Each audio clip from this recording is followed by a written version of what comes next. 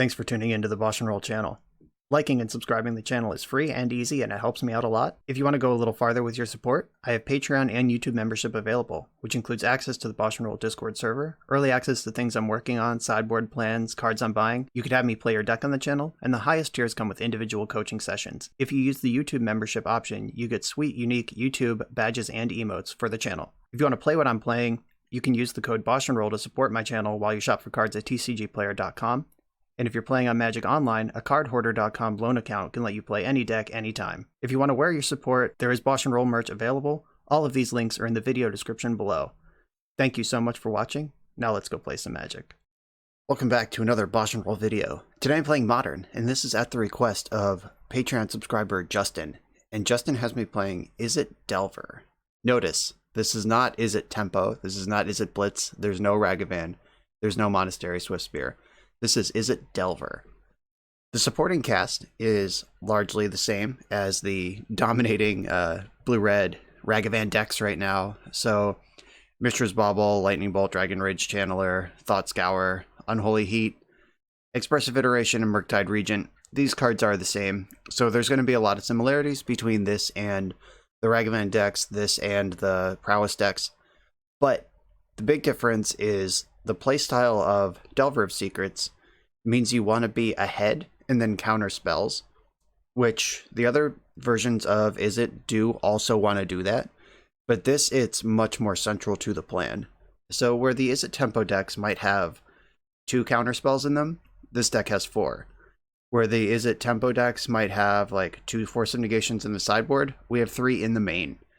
The original list actually had 4, but I wanted to play Dreadhorde Arcanist as another threat, because you really need to be ahead with this deck. So I had to make room for it somewhere. But Dreadhorde Arcanist, it's another thing you can tap out for early and then hold up mana for, and will win the game eventually if you're able to protect it. Banned in Legacy for that reason. Dragon Rage Channeler, another 1-drop. So we have 8 1-drops, and then Murktide Regent at the top with Dreadhorde Arcanist in between. You really want to play a 1-drop and then protect it with your spells and get over the finish line. That is the plan for this deck. Lightning Bolt and Dreadhorde Arcanist can flash back Lightning Bolt, so you just want to put 12 or so damage on your opponent and then burn them out. And if your creatures get there the whole way, that's great, but a lot of the times they won't. So that's the plan. Expressive Iteration, this card has changed Legacy and Modern significantly. I don't want to say for the worst or for the better. I don't actually know, but this is a 2-mana draw 2. It's the closest thing to 2-mana draw 2 that's really been printed with pure upside. And we have Night's Whisper, we have Sign and Blood. There's a few black cards that do something like this. There's Chart a Course that, with a little bit of work, it could be 2-mana draw 2. So they've flirted with this effect for a very long time, but this one is very close to simply pay 2 mana, put 2 cards in your hand. And you even get additional selection. It's because you see 3 cards and you put the best 2 in your hand. So this card is extremely, extremely good. Not that I need to convince anyone of that at this point. It's been out for 4 or 5 months now. You've all seen it. You know what it is. I've actually played very little Expressive Iteration on the channel. I think I've only played 1 Expressive Iteration deck so far, because my viewers are not interested. The people submitting decks are like, no, let's do something interesting. Let's do something to beat the Expressive Iteration decks. But Justin is leaning in and just play the card. Let's go. And it's in the shell that is built to play it the best. The sideboard, I changed this kind of heavily in between when Justin sent it to me and now.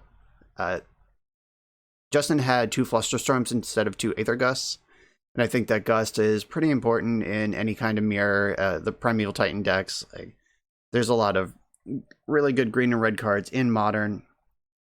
I added 2 Chalice of the Void. This is basically for the Cascade matchups, whether it be Rhinos or the Warp World. I forget what the actual name of that card is, Glimpse of something. It's pretty important not to get outvalued by them, because Cascade spells are, by definition, like pretty hard to counter, because they get the front end of the spell and the spell they cascade into. If it's something like Violent Outburst, it doesn't really matter. You can just counter the Rhino spell. But if it's like Bloodbraid Elf, you need to have some sort of wall up to keep that being a 1-for-1. Justin had Fury in this spot. I switched it to Subtlety because that plays better with the pattern of tap out and then protect yourself, protect your threats, rather than react to what the opponent's doing. So just a small change of tempo here. And a whole pile of Brazen Borrowers. This is not usually in the IZZET decks, but this particular shell, Borrower makes a lot of sense. Just the tempo of clear that blocker for a turn, deploy a follow-up, flying threat the turn later, just makes a lot of sense in this shell. Justin had one in the main deck, but I switched it out for some other stuff. Justin specifically called out Cauldra as a reason to want Brazen Borrower in the main deck, but if I have 7 point-and-click removal spells for Stoneforge Mystic, and then Dreadhorde Arcanist to refire them, plus the 7 counter spells around it, like I want to keep Cauldra out of play. I don't want to answer Cauldra in play, so let's just hope that gamble pays off. But that is the list. It's pretty simple. This is nuts and bolts, meat and potatoes, Magic the Gathering, just tempo deck. Let's see if the Delver build can hang with the Ragavan builds.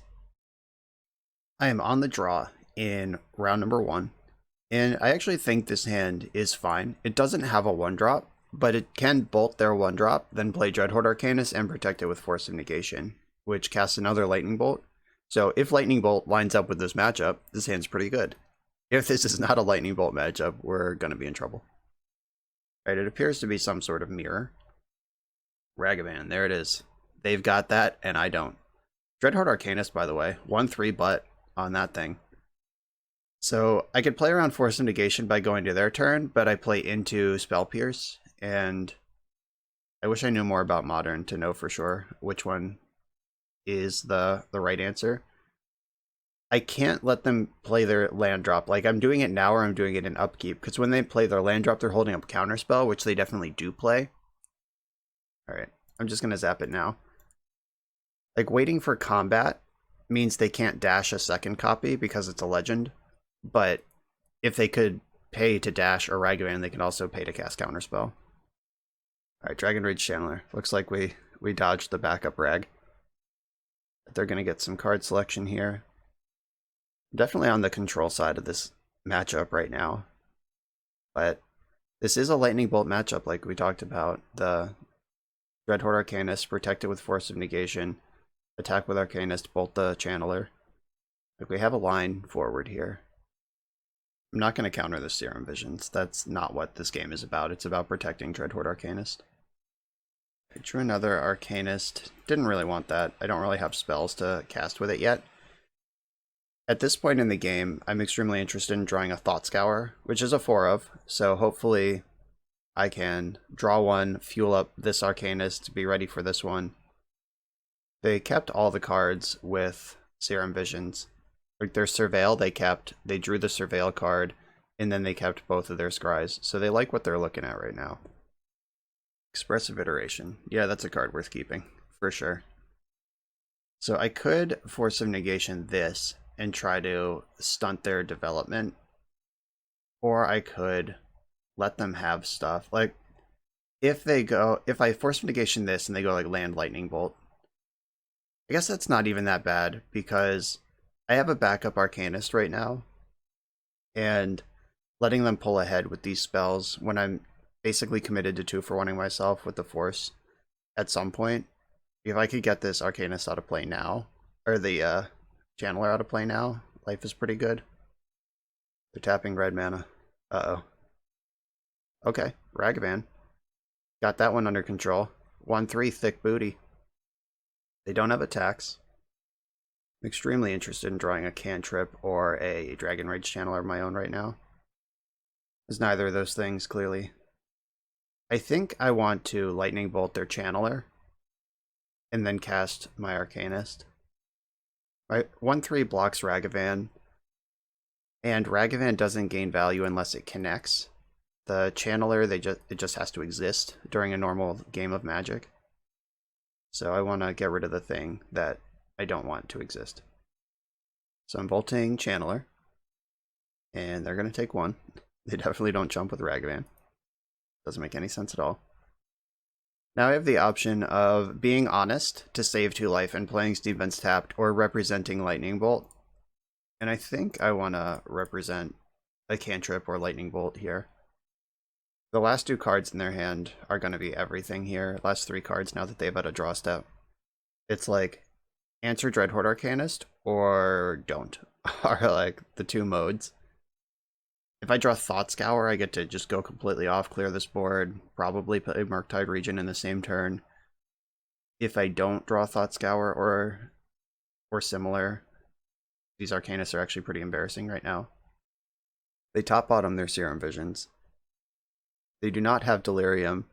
Unholy Heat, Dreadhorde Arcanist's huge ass is again keeping it in play right now. Probably. Alright, a 5/5. If I draw Lightning Bolt, I can Bolt Arcanist, Snapback Bolt, and clear a Murktide Regent. That's how fucked up Dreadhorde Arcanist is. But if I don't do that, I'm dead in 4 turns. So let's see how this goes. Come on, Lightning Bolt.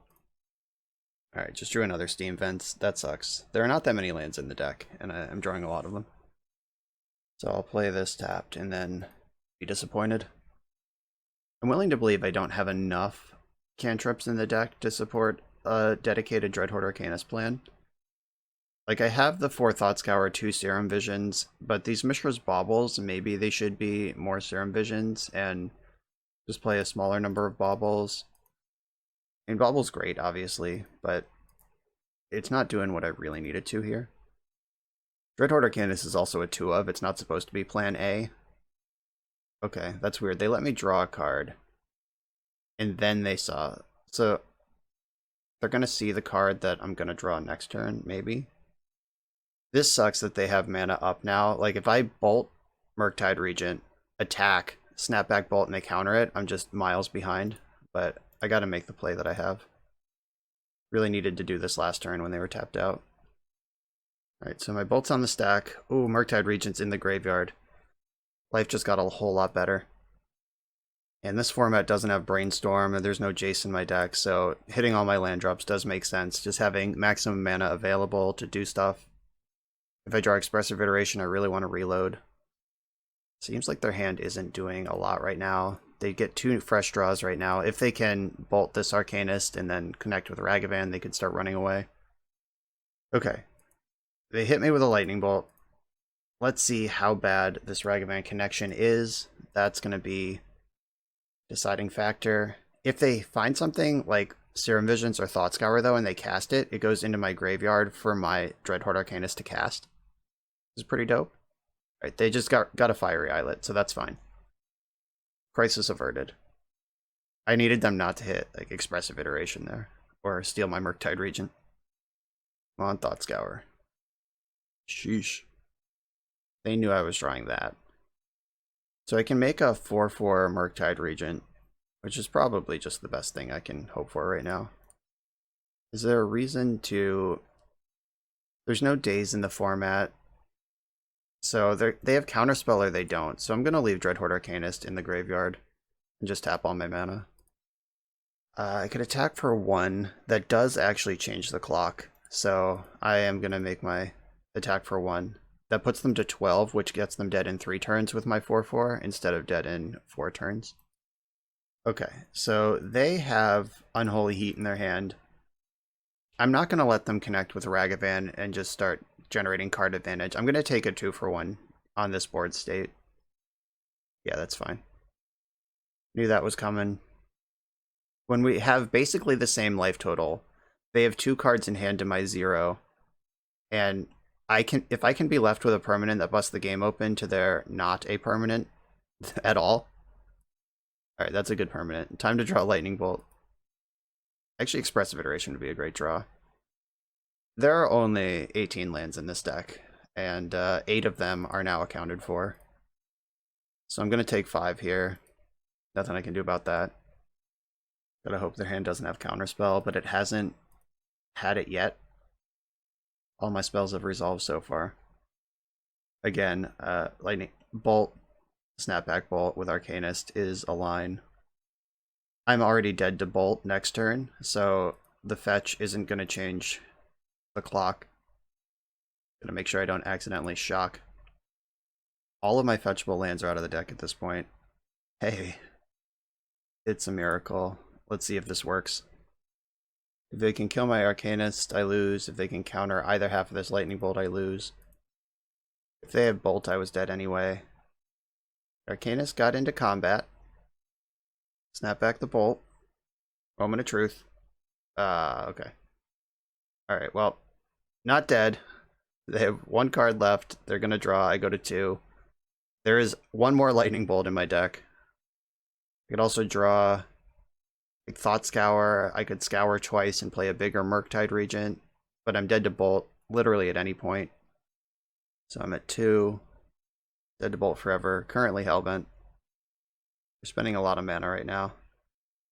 Playing a second Murktide Regent. Yeah, I'm not getting through that. Okay. Yeah, the Arcanist just had nothing to eat. The card was insane at stabilizing the board, and they just didn't get anywhere. Like, I just drew 0 cantrips that whole game. So that's just not what Arcanist is for. Alright, so Subtlety is an answer to Murktide Regent. Brazen Borrower, our answers to Murktide Regent. What else is important here?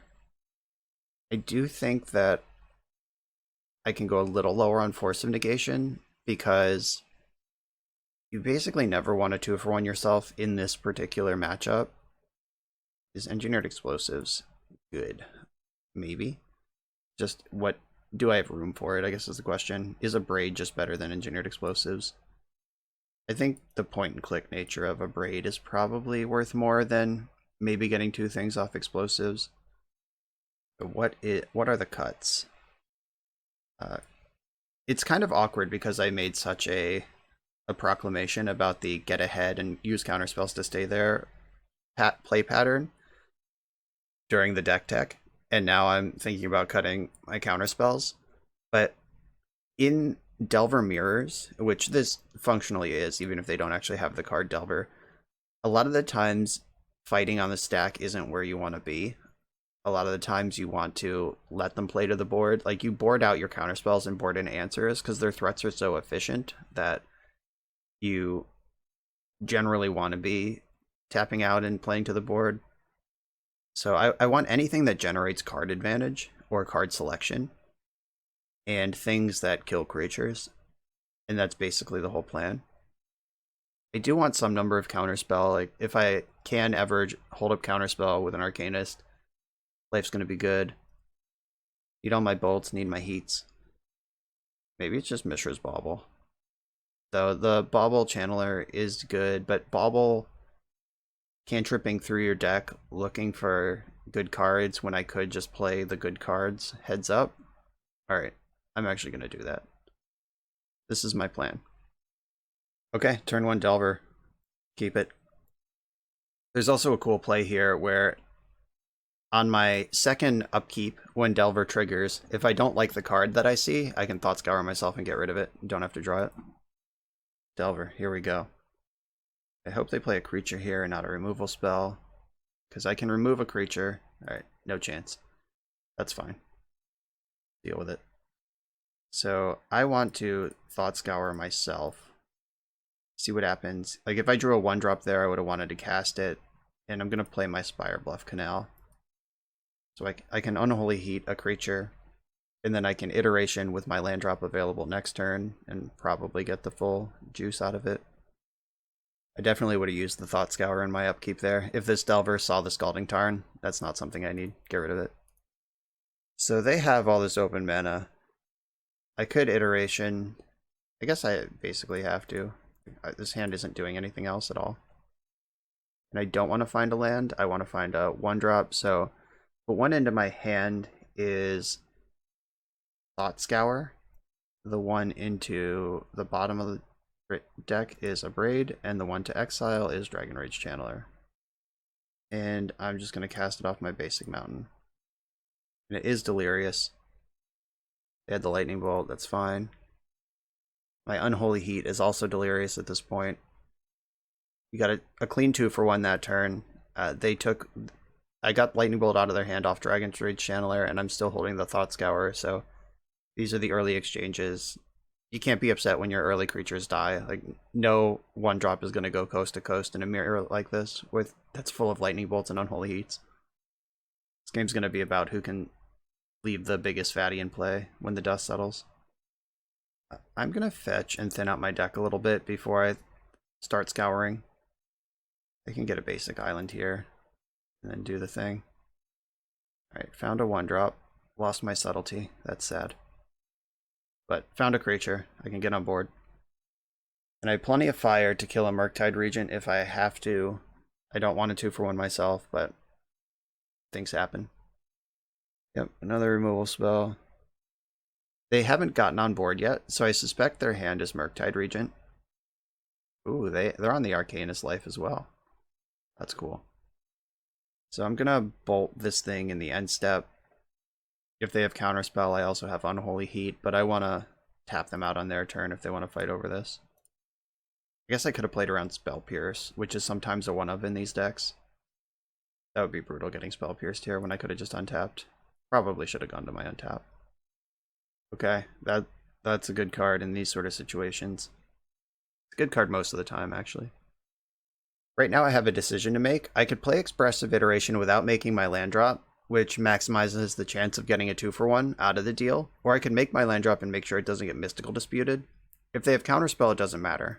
So I'm going to make my land drop and just hope that there's 2 spells I can choose from here. Mishra's Bauble is always a live hit. Okay, so card into my hand is a Braid.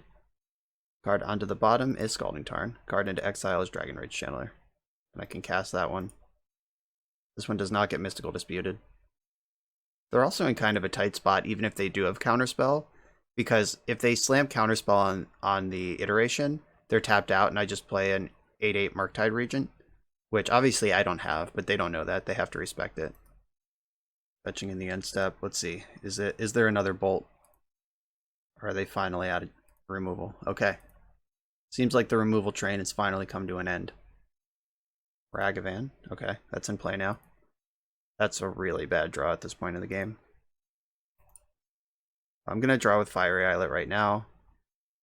Keep my velocity moving forward. Sheesh. I'm going to do that again. Do some more Fiery Islet drawing. Okay, deck. We've seen enough of this kind of stuff. Alright, Channeler has to attack, so it will. All of these cards in my hand are instants. I guess I could have done some surveilling before my Fiery Islet. Like, if I'm gonna kill Ragavan anyway, I could have surveilled the land into the graveyard. So I may have missed a card there. But interacting on their turn, where they have to use their own mana if they want to fight over these removal spells. And I'm going to use a Braid because Unholy Heat can actually put real pressure on a Murktide Regent, and a Braid cannot. Top, top, top, top, top, top. Expressive Iteration on top of the deck. Literally the best card. I'd be surprised if they didn't Murktide Regent here. It just seems like definitely the right card to play. 1, 2, 3, 4. And it's a 6/6. That's convenient. My Heat is so unholy. But I am not going to just fire off Unholy Heat into this Counterspell mana. I'm going to cast this Expressive Iteration, see what we can make happen with it. I think I want to fetch first, though I've put some bad cards on the bottom of the deck, and I haven't shuffled since then, so do I care about Mystical Dispute? I cared about it before. Do I care about it now? Or am I just worried about Counterspell? Alright, I am going to play around Mystical Dispute and just hope there's 2 spells here. I get the Dragon Rage Channeler. Okay, that's great. So put you on top of the library. So that's a spell I can cast, at least. Oh, baby. So I think keeping the hits coming with Expressive Iteration is better than jamming my own Murktide Regent. So I think I want to put Expressive Iteration in my hand, Murktide Regent on the bottom, and Brazen Borrower in exile. And then I want to Petty Theft the Murktide Regent. If they counter this, I get to Unholy Heat the Murktide Regent. Alright, you're fired. I have 5 card types in my graveyard. Alright, mill this Scalding Tarn. Had enough of that. Delver, do I want to keep that? I think so, yeah. Threats are threats. Yeah, leading on Brazen Borrower was nice too, because they countered the thing that puts the Murktide Regent back in their hand, and the thing resolved that kills it outright. Shit, now they get my Delver. Alright. I guess that's not the worst. My deck's full of removal. At least I didn't stack a Murktide Regent on top. And they're definitely going to cast this card. Yep. Alright, and they have Ragavan, so I know that now. So this Expressive Iteration is going to want to find some answers to that. Oh, Counterspell. Now we're doing it. I think at this point, I do want to fetch and thin the bad cards out of the deck. And Iteration with Counterspell backup. Looking for a removal here. Or just more things to put. Okay, I'll put that on top. Yeah, just more threats. Oh yeah, okay. So I can play Murktide Regent with Counterspell backup. Alright, so Dragon Rage Channeler is going to go to my hand. Or no, Brazen Borrower is probably better at this point to tempo them out with. Yeah. Alright, Brazen Borrower in my hand. Dragon Rage Channeler on the bottom. Murktide Regent in exile. And then cast my Murktide Regent for the max. So Iteration, Iteration, Iteration, Abrade. I'm exiling 2 mana spells first because Dreadhorde Arcanist can't cast them. And I feel like this one is in the bag. I'd be impressed if we lose this. I'm not sure what sequence would be required for them to take this back. Like normally in these Delver mirrors you can feel when the game is over, and I feel it right now. Also, if I bounce this Delver, it goes back to my hand. That's great. I'm not countering that. I'm not countering anything that doesn't remove Murktide Regent from play. Like, they are about to take 8 flying. They have 1 card in hand. So I'm just going to go to combat and win the game. Okay, we did it. On to game 3. Now we have to win one on the draw. Which is fine. It can be done.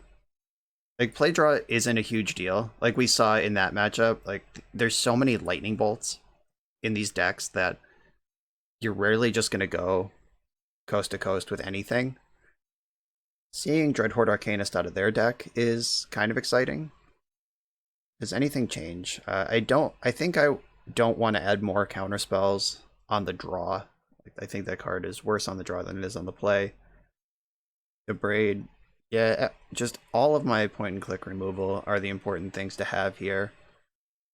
And Aether Gust can slow down Dragon Rage Channeler or Ragavan, but I don't think I want that because I have so many answers to those things already. And at this point I'm cutting cantrips or threats if I add more cards to the deck, and I'm not in for that. Yeah, this hand's great. I got cantrips, removal. We're set up for a while. They got a Ragavan for me. So I'm going to Unholy Heat the Ragavan now. I don't want to let them untap and do stuff. So let's light that up. The tension of Dashed Ragavan versus Counterspell is pretty real. Like, that is a significant part of this matchup. This is where play draw is, the tension of play draw is really hitting. Like, on the play, I Unholy Heat the Ragavan in the end step, cast Dreadhorde Arcanist on my turn, and then I'm just set. But obviously that's not what's happening here. I'm gonna fetch for a basic island. I have enough blue cards that I don't think that's gonna hurt my colors, and I get to play pain-free. And I am gonna lead on Dreadhorde Arcanist. They can't Unholy Heat it, so it does get around half the removal in their deck, where Dragon Rage Channeler dies to all of it. And having the Arcanist in... like, Arcanist doesn't do anything unless it's ready to attack. Like, Dragon Rage Channeler, I can play next turn, Thought Scour, get a million cards worth of selection, and life is good. Surveil is awkward here. You might as well put whatever that is straight in the graveyard, because Thought Scour is going to mill it anyway. Like, you can't keep a card off Surveil, but they did. and then it got milled. So yeah, Thought Scour is not a combo with Dragon Rage Channeler, unless your plan is to just put as many cards as possible into the graveyard. So it looks like Expressive Iteration was the card they tried to keep with Surveil, and obviously didn't work out. If they Lightning Bolt my Arcanist, I can play Dragon Rage Channeler and Thought Scour. Like, I'll have creature, instant, land. Thought Scour would have to mill a sorcery to pay out. Okay, so they did hit their Delirium off the land. The fetch land lets them clear the Arcanist. And I take 3. Now I'm probably going to have to shock in Steam Vents unless I draw not a pain-free mana source. Because I'm trying to get to this Murktide region now. Dragon Rage Channeler plus Thought Scour gets me there pretty quick. There is a... If I find a land along the way, I have a 2-turn line to a... Okay, sweet. So I can play Island, Dragon Rage Channeler, and I can hold up Counterspell. If they don't have counters, or if they don't counter anything, I can Thought Scour myself. And then next turn I can Murktide Regent with Counterspell backup. I guess I just don't even want to Counterspell this turn. I'm going to Thought Scour now, while I still have Channeler in play. Alright, into the graveyard because it's going there anyway. I guess tapping out a Counterspell gives them a chance to Murktide Regent here. That's kind of scary. Oh, they didn't dash Ragavan. That's lucky. They just cast it. So they have Counterspell. That's the only reason they would make that play. The only fetchable land left in my deck is basic Mountain or a different Steam Vents. So I can take an extra damage to get a Steam Vents out of the deck. Or I can just shock in the one in my hand. I think I'm going to take the damage. Yeah, and not drawing lands at this juncture is going to be pretty critical. So Murktide Regent. 1, 2. Unfortunately, it's only a 4/4. I just didn't hit very many spells at all off of that milling. Or 5/5. I get 2 spells. Okay. Alright, so yeah, that's their counterspell. I'm gonna let their Surveil resolve before I counter. I don't want them to have the information. That was the last card in their hand. I counter back. And now they're in top deck mode. I'm ahead on board, and I have a great card in my hand. What did they draw this turn? Yeah, you might as well attack with Ragavan, because Dragon Rage Channeler has to attack anyway. Push your damage through. Like, either deal 3 to me, or make me block Ragavan. Right, I'm going to Lightning Bolt Dreadhorde Arcanist right now. I'm going to let their Dragon Rage Channeler crash into my Murktide Regent. And just got to hope they don't draw, like, Unholy Heat right now. Alright, just go to combat. Put your creature in the graveyard. Come on, come on. Okay, so Lightning Bolt does pick off Murktide Regent if that was the draw. But then the board is stable, at least. I don't think they have Bolt, because they would have bolted before combat damage. Oh, yikes. That was a great top deck. Bobble. Not the best. So, oh, they have Subtlety on top of their deck. That bounces spells, yeah. Up to 1 target creature spell or planeswalker spell. It does not bounce creatures that are already in play. So they can attack and Unholy Heat my Murktide Regent, so I might as well get in there. Because it's dead anyway. That's rough. Dreadhorde Arcanist showing up. I get 1 draw off the Bobble. If it is an instant speed answer to Arcanist, then we're in business. If it's not, then we're out of business. Come on, Lightning Bolt right now. Yes! Living the dream. Winging a prayer here. Okay. That draw was just the difference between way behind and way ahead. So they have a 3/3 flash flying. If I attack for 5, they're at 7. They flash and subtlety, put me to 4. I attack, they're at 2. Alright, they're just playing their subtlety. Yeah, I think they are slightly confused about how this card works. They definitely wanted to leave it. So they can play around Counterspell by just putting their 3/3 into play. But they play around me drawing another threat if they don't do that. So who's winning this race? I put them to 7, they put me to 4. I put them to 2, they put me to 1, then they're dead. And Delver can chop a turn off that clock. But Lightning Bolt can break the clock open. So I am going to make my attack here. Let's commit to the race. They're in top deck mode. I'm winning the race on board. I have a backup threat just in case. And the Delver in play helps if they draw Ragavan. Like if they dash Ragavan here, the Delver can at least chew it up. And I will definitely take that trade. And if Delver flips, they are just dead on board. Alright, so I feel like they must have drawn removal to make that attack. Damn it, Mishra's Bauble. Why are you so bad? Okay, I'm bobbling. Bobble them. They're also drawing Mishra's Bauble. Okay, how do I win and how do I lose this game? I lose this game by letting them connect with Subtlety, and their last card is Lightning Bolt. I know they're drawing Bauble. What if they have Ragavan, then they don't have Bolt? Alright, so I think Delver can attack freely, but Murktide Regent's gotta chill. Bummer. Really wanted that Delver to flip. Okay, so my Bauble triggers, and I draw a card. That's a good card. They're drawing Bauble. So I can kill their Subtlety. They bobbled, targeting me. Alright, does this resolve? Bang. Alright, are we in business? I guess they get one more draw to try to break it open. Delver didn't flip again. Drew Dragon Rage Channeler. I'm going to make my lethal attack. By getting my 1 point in with Delver last turn, this is now a lethal attack, so that 1 point was worth a lot. Okay, they did have a Bolt. They go to 1. Glad I played around the Bolt and didn't attack with the Murktide Regent, so I feel like I've played these last couple turns pretty tight. The 3/3 can eat a dashed Ragavan. Here we go. The cantrip chain. Can they stabilize at 1? If their cards in hand are Bolt Bolt somehow, I'm dead. Alright, it's not Bolt Bolt. They're still dead here. If they bolt my Dragon Rage Channeler, they can chump and see another draw step. Okay, they're dead. Haha, went out on their own terms, fetching while at 1. Awesome games. Those really were great games. These tempo Delver mirrors sometimes end up feeling like you're playing chess. And there are some like wild cards like Expressive Iteration. I cast more Expressive Iterations than they did, which is why I was ahead at the end of that game. But otherwise, like the onboard decisions, like you'll probably end up where both of you are close to Hellbent. Like maybe you just have like one card in hand and you always have to think like, what if it's Bolt? And that's exactly what happened as this game came down to the final stretch. Like I can't attack because if they have Bolt, I lose, but I can attack with Delver, which puts them to 6, which puts them on a 1-turn clock, even if Delver doesn't flip.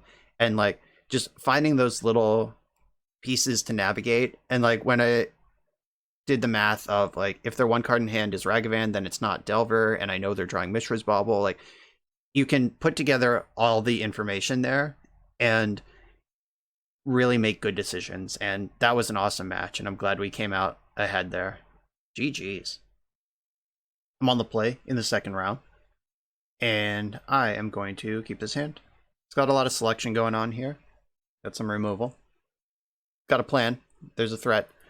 It's not a cheap plan, which I would prefer, but it is a plan all the same. I'm going to bobble them first. So if they're a discard deck, bobbling them, I would prefer to bobble them in their upkeep, but because I'm casting Serum Visions and I'm about to have to make decisions, I want to know what they're playing so I can make those decisions in a more informed fashion. Like knowing their Reanimator means that I think I want Counterspell in my hand.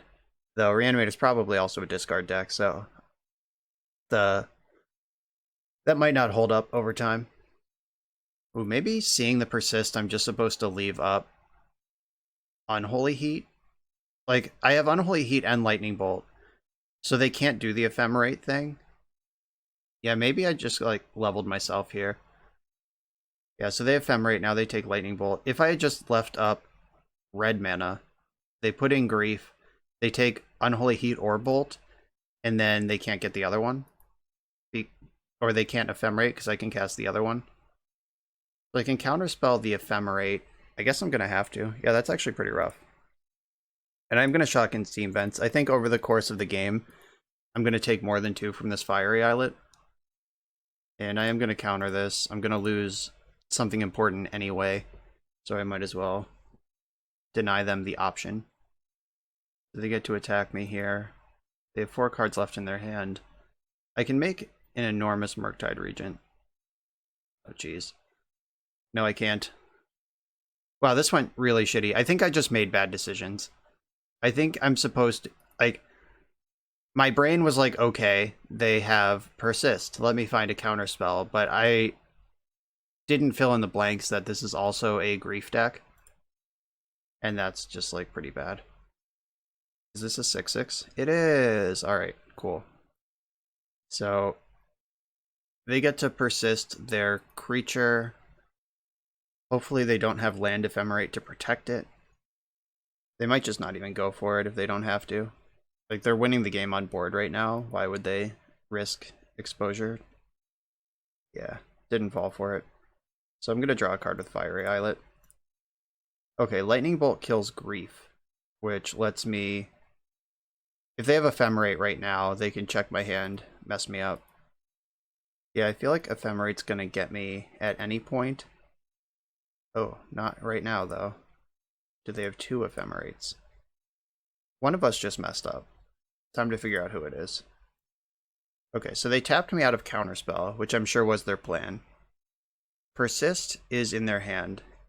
If they make the Archon right now, sacrifices a creature, discards a card, yeah. So I have to lose my Murktide Regent. Yeah, I have to kill this thing. And then I end up losing Murktide Regent to the discard. Yeah, that's rough. This whole game is pretty trivial if I just leave up Lightning Bolt on turn 1. I think I'm supposed to... Actually, let's look at their top card. They're drawing a land. My deck does have a bunch of 1-drops in it. I'm going to try to draw one of them. And cantrips and stuff. So, I haven't played a land yet this turn. Alright. There's everything. And I guess I probably fetch before I draw. The only card I think that I could draw that I'd want to cast right now is Unholy Heat, and even that I only want to cast if they have a reanimation spell, so I'm not going to shock in Steam Vents. They have another Persist, we're just dead. Alright, Night's Whisper. So you're saying there's a chance. Not dead yet. Okay. Deploy the idiots. Let's go. Let's hope they blank from here. I'm all in. So I want them to do nothing this turn. I want to flip Delver, revealing Counterspell, and then just bash. Bone Shards, discarding an Archon. 2 cards left in their hand. Alright, reveal Counterspell. Let's go. Murktide Regent. That's not quite Counterspell, but I'm not mad about it. Certainly not upset about that one. And they clearly don't have a reanimation spell at this point. And discard's pretty bad because my hand is juiced up. Alright. Unholy Heat, Lightning Bolt, Counterspell. I'm trying to give some respect to Dreadhorde Arcanist with my selections here. Okay, here we go. I'm insulated with Delver of Secrets against the Archon. Lightning Bolt revealed. Alright. We're doing it, fam. Take 11. You're dead next turn. Even if they can make Archon this turn, I mean, if they can make Archon and Ephemerated, I'm dead. But if they bricked or drew anything that doesn't both make and blink Archon, I'm good. Yeah! Didn't think we were winning that one. Just overpowered a Archon of Cruelty in play. Messed up. Okay, so Subtlety can bounce a Grief on turn 1, or turn 0. This deck looks like it's pretty soft to Blood Moon. I'm in for that. If I could get Chalice of the Void on 2, their deck doesn't seem to function, but is the game going to last that long? I guess is the question. This is a pretty good deck to have 3 Force of Negations against. Lightning Bolt, Unholy Heat, those were the heroes. I feel like Dreadhorde Arcanist is going to be too slow for this kind of matchup. I don't I think Mishra's Bauble is pretty cuttable a lot of the time. Brazen Borrower is an answer to a resolved cruelty. Lightning Bolt's awkward because it's really good at breaking up ephemerate stuff, but it's really bad if they've already ephemerated stuff. So I'm going to go a little thinner on that. Maybe with all of the discarding their deck does, I shouldn't count on Force of Negation, or at least not so many of them. Definitely need Expressive Iteration. That's the most important card. I like my 1-drops. Yeah, I think I'm going to go a little thinner on Bolt still, and a little thinner on Bauble. And these 7 cards come in. I think I like that. Okay, let's do it. I'm keeping this hand. It's got removal, a threat, and a potent sideboard card in it. It gets shredded by an ephemerate, but here we are. Kind of what we signed up for. I'm gonna fetch Shock. Feel like my life total isn't super relevant. I'm either gonna die by a lot or win by a lot. So here's Dragon Rage Channeler. I do need to remember to fetch basic islands though if I plan on turn 3ing this Blood Moon. They have a Concealed Courtyard. Fetched a basic, so they do have basic Swamp available. Unmarked Grave. They're setting up the combo. Archon's in the bin. I have to represent a counterspell here, even if I don't have one. LOL. But I just have one. Didn't matter.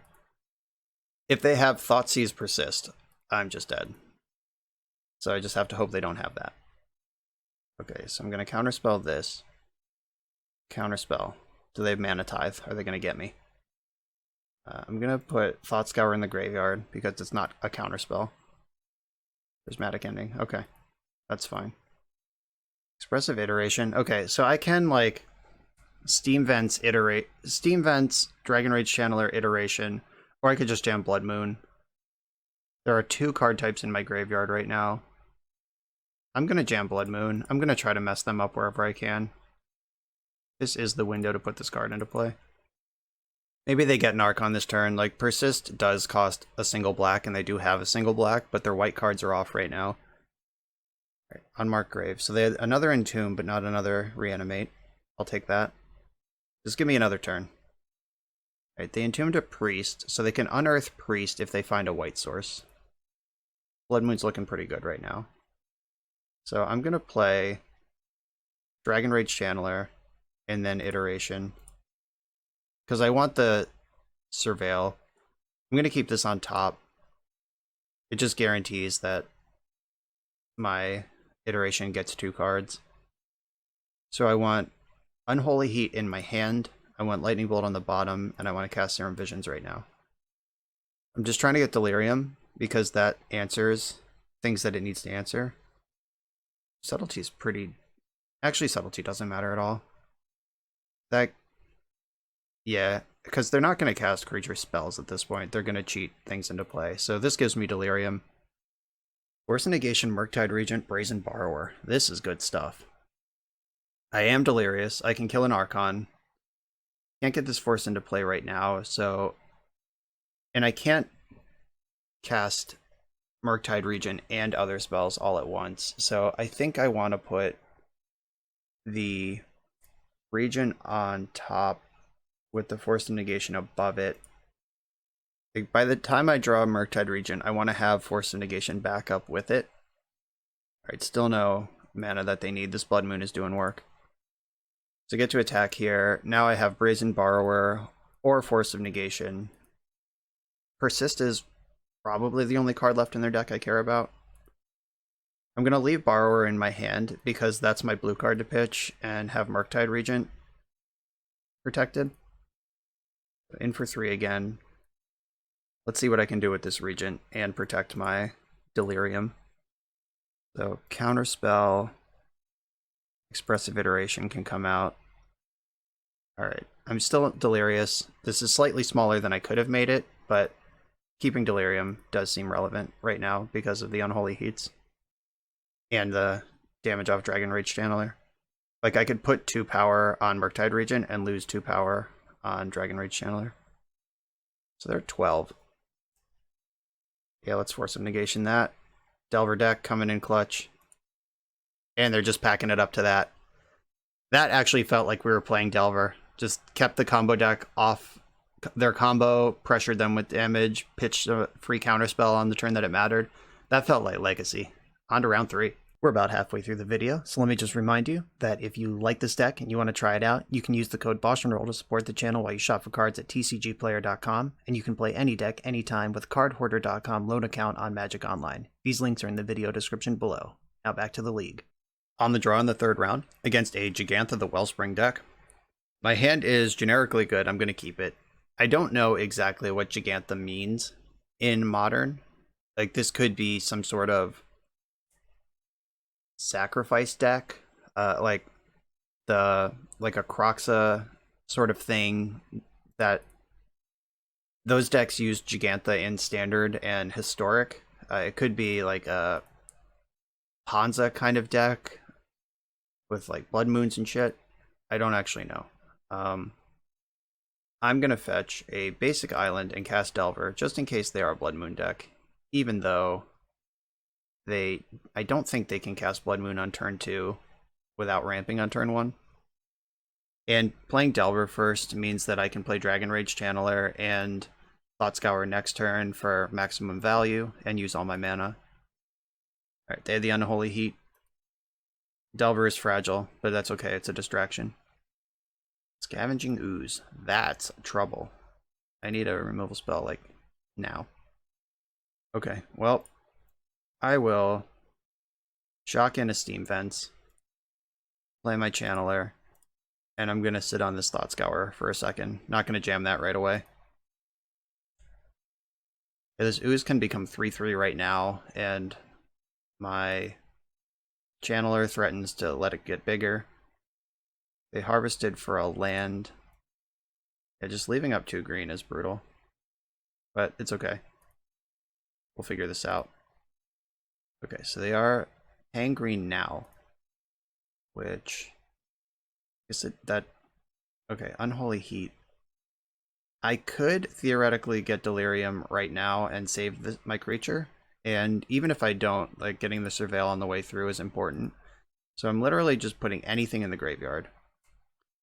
Okay, so that's a sorcery. This will be an instant. If I hit a creature on this Thought Scour, I live. Damn it. Didn't live, but I did find Lightning Bolt to clear the Ooze, so the game is not over, which it was a second ago.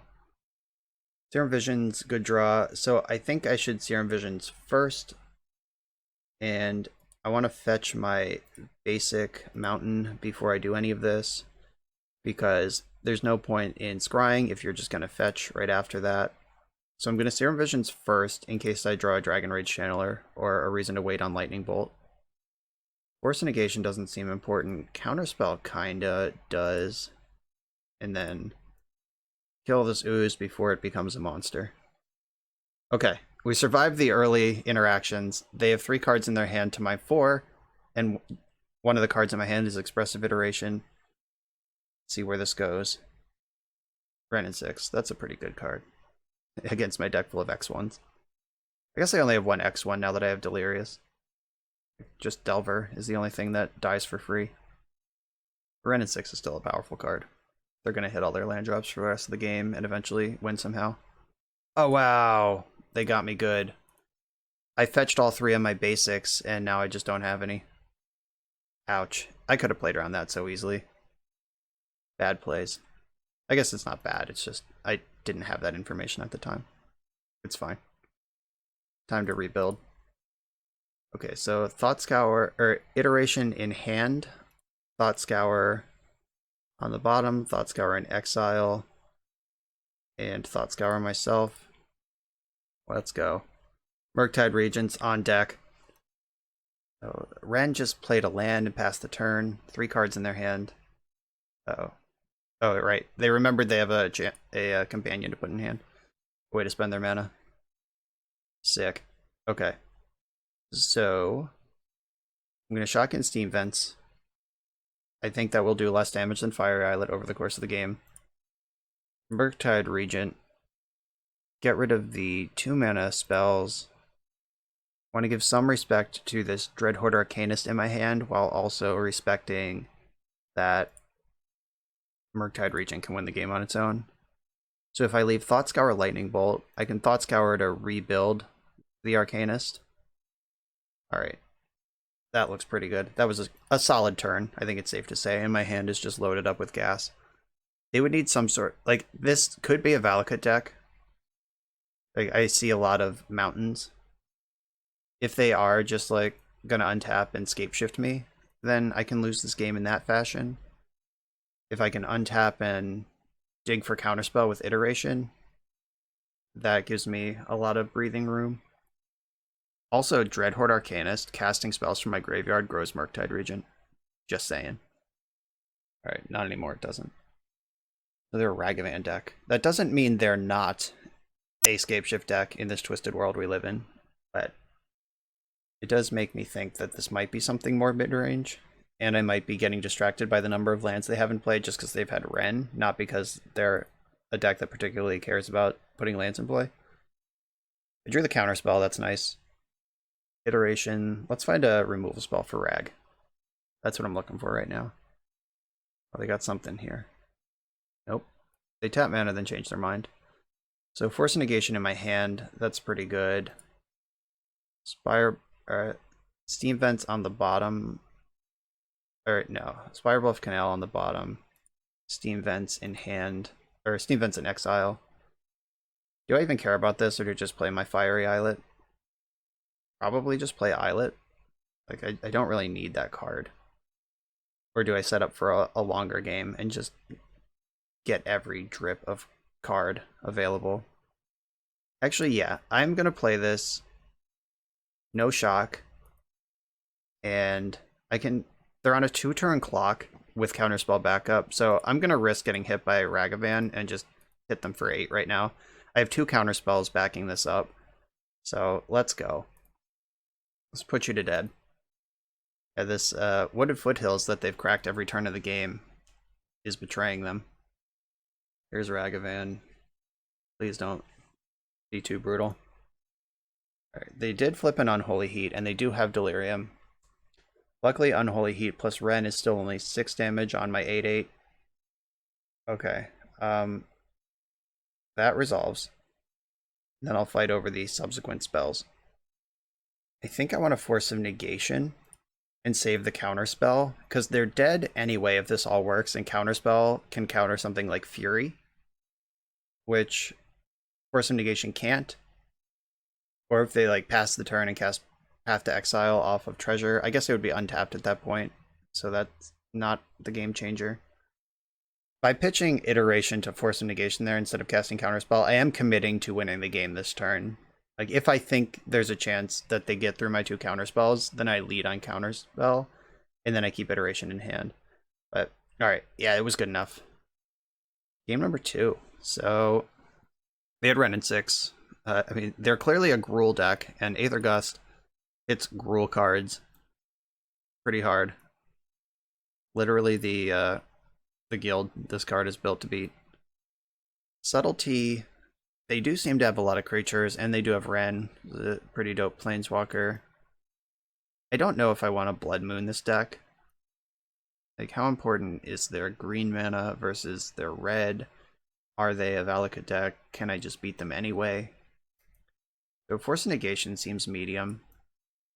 And I do like the counterspell. I like all the removal. Again, here I am shaving Baubles. And I'm just really okay with that situation. Just shaving Baubles is fine to me. If they have stuff like Scavenging Ooze in the main deck, I can only imagine what they have in the sideboard. So maybe go a little thinner on Dreadhorde Arcanist, which cares about specific cards in the graveyard, while the rest of my deck mostly just wants a sheer number of cards in the graveyard. Plus I'm bringing in 3 Brazen Borrowers, so I'm not going down on threats at all. I'm actually going up 3 threats if I cut Dreadhorde Arcanist and add 3 Borrowers and a Subtlety. Just committing to like this flying tempo game against the Gruul deck. Guess I probably want a Braid over the other Dreadhorde Arcanist. Attacking with a 1/3 into a deck that has 3 3s in it is much worse than a deck full of 2 1s. Want all the red spells, want all the threats. I don't think I need this extra Abrade. I'm just going to bet on Brazen Borrower and Aether Gust to get it done. On the draw, I have a bunch of answers to stuff, I'm gonna keep this. Like, I haven't seen the full range of their deck. If they do have some sort of combo cheese, that's gonna be worth knowing. But this answers Scavenging Ooze, answers the next thing.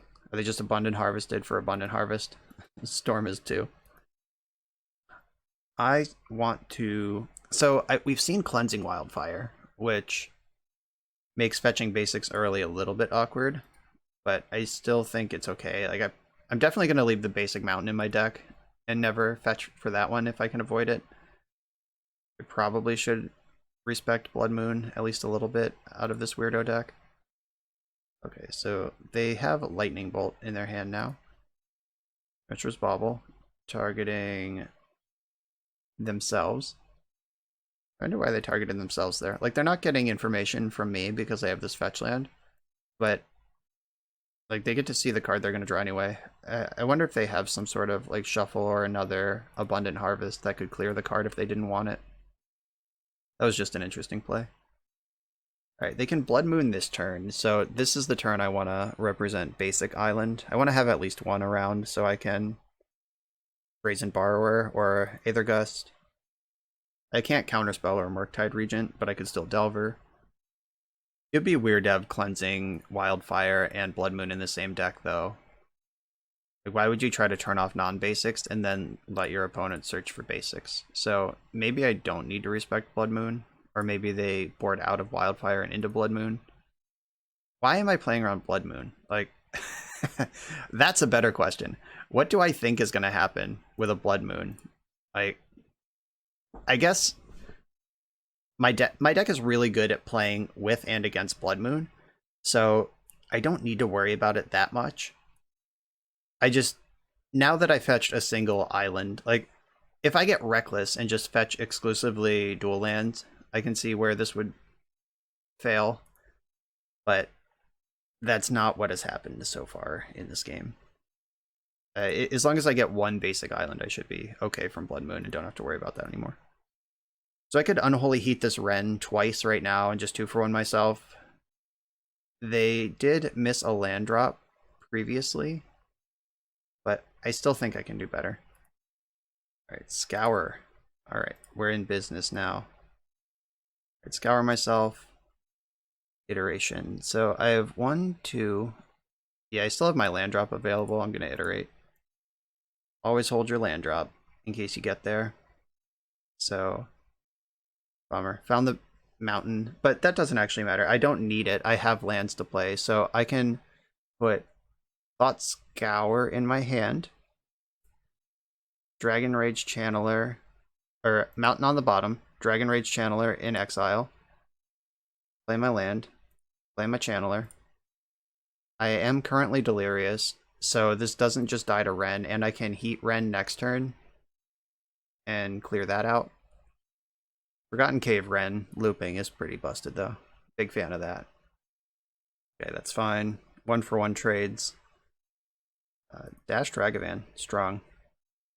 Don't steal anything too good, please. There's not a whole lot of cards in my deck they can make use of. It's basically just the cantrips, I think. Oop. Oop. Yeah, I mean, that's a cantrip. Let's see if they want to spend their treasure to cast it. Because casting it puts it in my graveyard where I get to mark up. They regrew their Forgotten Cave. They had to make their land drop to play this. Alright, cool. They just left it in exile. Good little monkey. So Unholy Heat can wipe out Wrenn. And then I can play Murktide Regent as a huge bang. And then here's this land. How many spells are in my graveyard right now? 1, 2, 3, 4. So I should Thought Scour first. Alright, now I can Merc. I don't have Counterspell backup, but it's an 8/8 against Gruul. So Iteration, Scour, Eat, Bolt. I lose Delirium, but I have 2 instants in my hand, so I can get it right back. Or 4 instants in my hand. Cycle the Forgotten Cave in the end step. Alright, they're dead in 2 turns with the Bolt, and I have Gust. So they need to answer Murktide Regent this turn, or do something that ends the game in a different way. I'm pretty sure any Lucca-based combo, like I'm just trying to think of what they could do. Lucca you can't have because that costs red 3.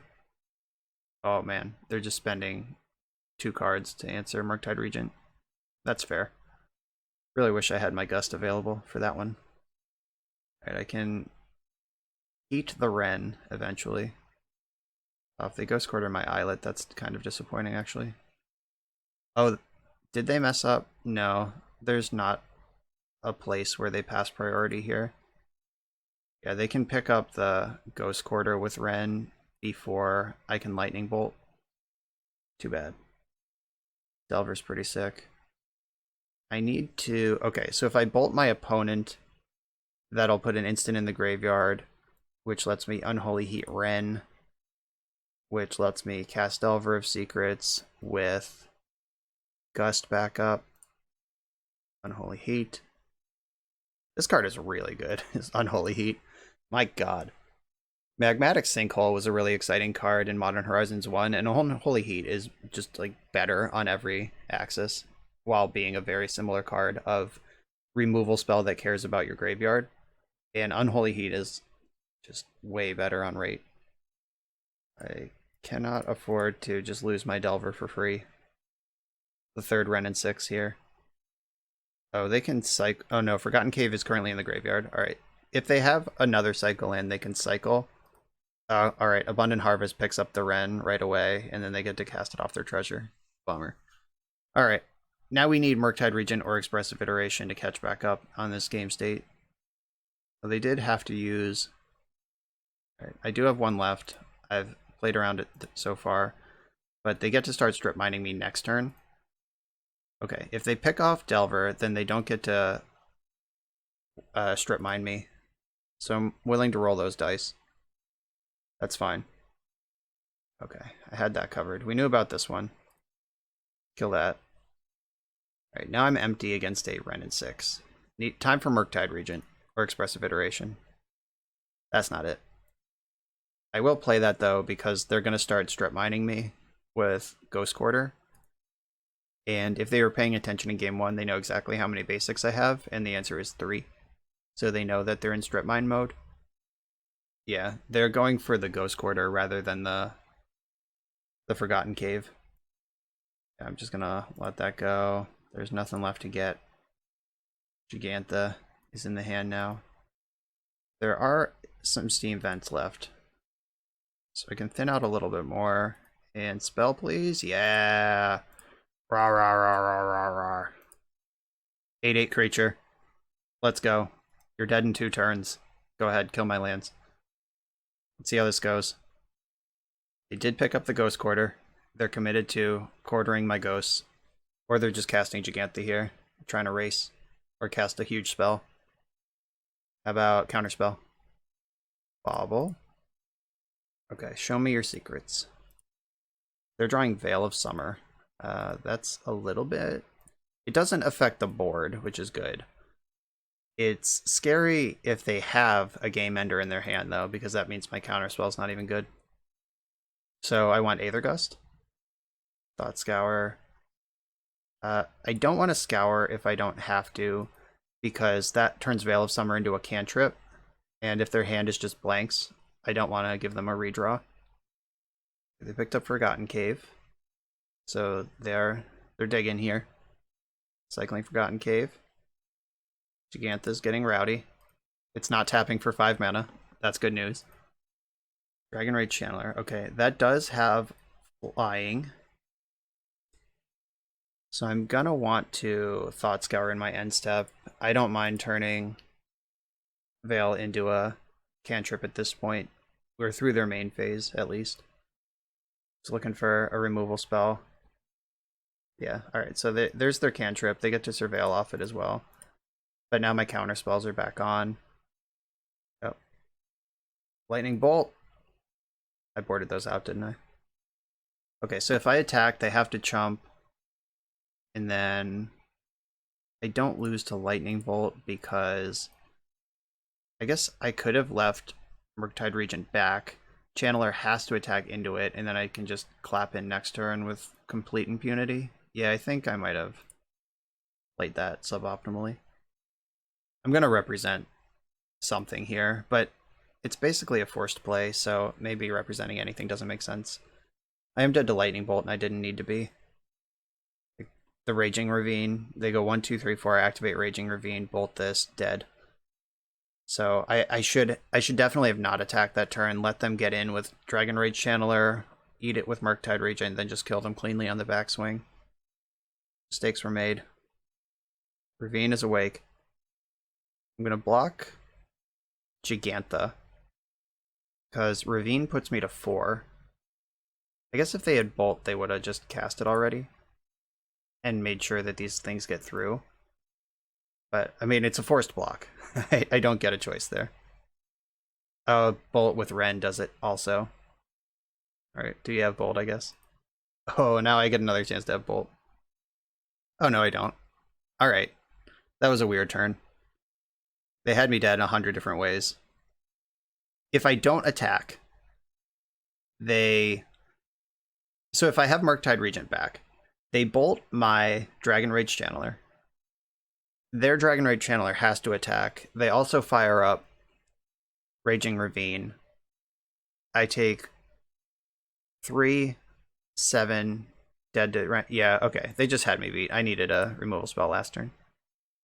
Okay, so they're a much more fair, solid deck than I expected. They have their own Dragon Rage Channelers. Like, they have some stuff going on here.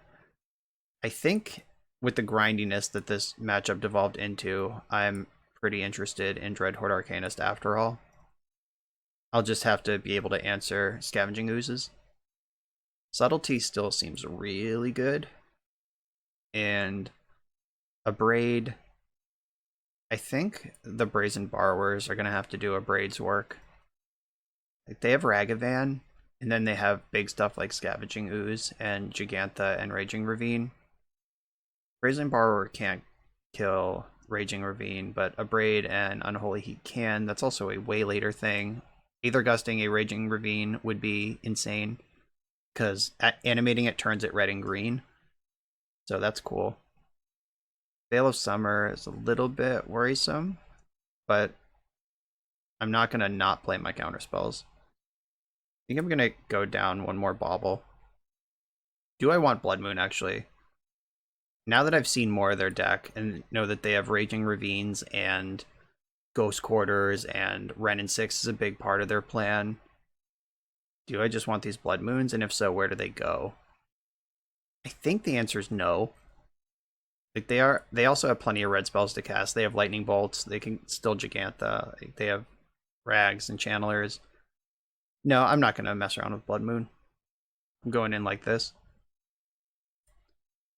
I'm going to keep this hand. It's a good one. I'm going to play Delver for sure. And I'm just deciding what I'm going to do with this Mishra's Bauble. I can use it as a scry with my Scalding Tarn next turn. Yeah, I don't think I need the information or velocity right now. I think using it to help set up Delver or getting a scry off this fetch land is the best use of this card right now. Dragon Rage Channeler. Okay, that's dead. And that's actually perfect. So, Delver, please flip. Show me the money. Thought Scour. The money has been shown. So now I can Mishra's Bauble myself. I see Spirebluff Canal. I don't actually want that card, so I can fetch it away. Get my Steam Vents. Unholy Heat there. Dragon Rage Channeler. Then attack for 3.